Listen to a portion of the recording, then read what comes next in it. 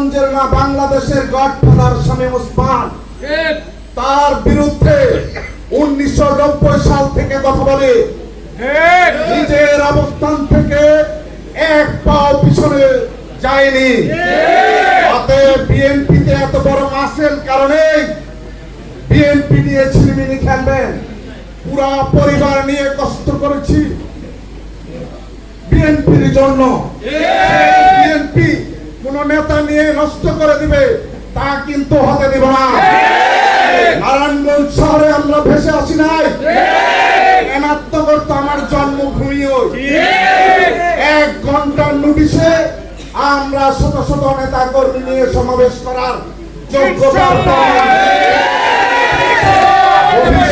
দিব।